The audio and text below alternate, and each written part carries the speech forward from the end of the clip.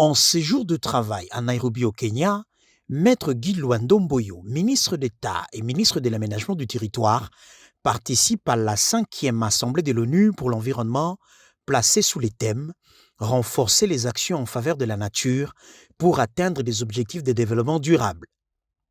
Dans son intervention à la tribune de cette assemblée, Maître Guy Lwando-Mboyo a aisément expliqué les efforts consentis par le gouvernement congolais pour la matérialisation des engagements pris dans le cadre des objectifs de développement durable. Merci, Madame, pour la parole.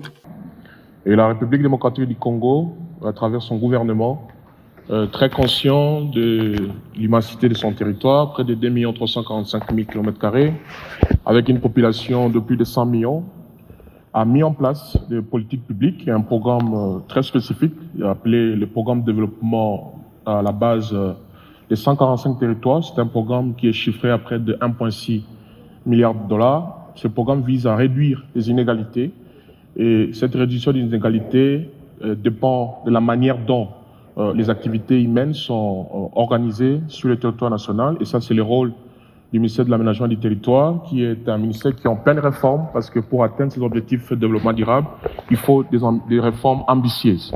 Et notre pays, la République démocratique du Congo, s'est engagé à ces différentes réformes depuis 2017, lesquels programmes bénéficient de l'appui de l'initiative pour la protection des forêts de l'Afrique centrale, le CAFI, qui est en programme avec nous. Lors des dernières instances qui ont eu lieu très récemment à Glasgow, il y a eu la signature d'une nouvelle lettre d'intention entre le gouvernement de la République démocratique du Congo et le CAFI pour pouvoir accompagner le pays dans toutes ces réformes. Et donc, notre pays s'est engagé à réduire ces inégalités, à permettre l'accès à la population aux soins de santé.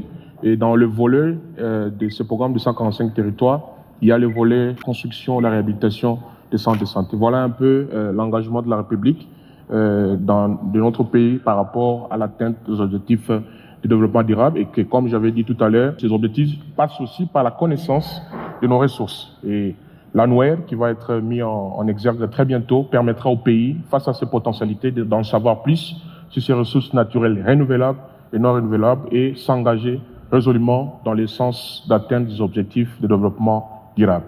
Merci.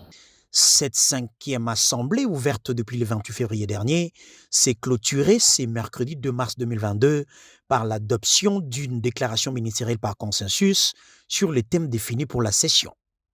Notons par ailleurs que cette rencontre a mis autour d'une même table le ministre de l'Environnement du monde, dont F. Bazaïba Massoudi, vice-premier ministre, ministre de l'Environnement et du Développement durable de la République démocratique du Congo, et a offert aux participants un cadre d'échange et de confection des stratégies pour renforcer la lutte contre la dégradation de l'environnement, le changement climatique et la montée des inégalités au sein de la population mondiale.